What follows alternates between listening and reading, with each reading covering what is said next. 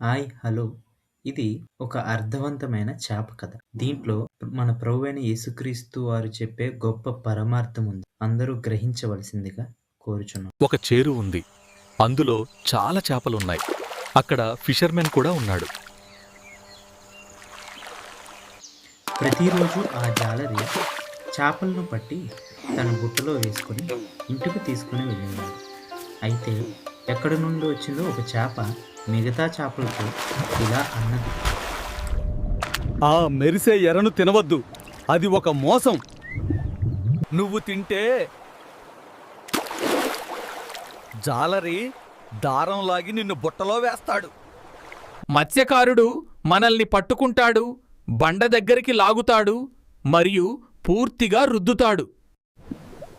ఎరను తినడానికి వెళ్తున్న ఆ చేపలతో ఆ పెద్ద చేప ఇలా అంటుంది. మీరు ఆ ఎర మనకు ఆహారమని మీరు మోసపోవద్దు. అది జాలరి యొక్క కుయుక్తి అయి ఉన్నది.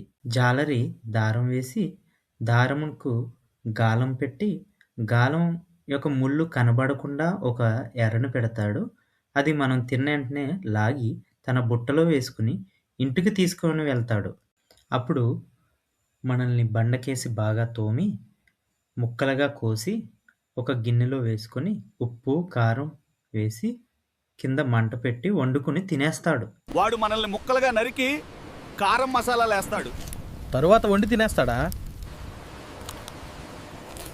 మిగతా చేపలు ఒక చేపతో ఇలా అన్నవి, జాలరి మనలను. నీవేం మాట్లాడుతున్నావు? ముళ్ళు ఏంటి, ఉప్పు కారం ఏంటి, మంట ఏంటి, వండుకొని తింటాం ఏంటి?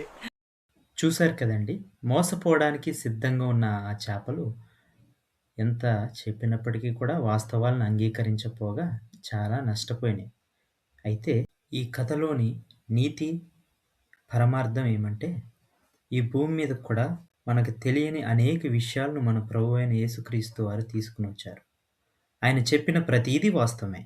దాన్ని అంగీకరించకపోతే కూడా రేపు మన పరిస్థితి కూడా అలాగే నష్టపోతాము, మోసపోతాము, ఎంతో తీవ్రమైన శిక్ష అనుభవించవలసి వస్తుంది. నా తండ్రింట అనేక నివాసములు కలవు, లేని ఎడల మీతో చెప్పుదును. మీ పాపములను మానుకోండి, మారు మనస్సు పొంది రక్షణ పొందహనడి. లేదంటే ఉగ్రత, నరకం ఉంది, జాగ్రత్త.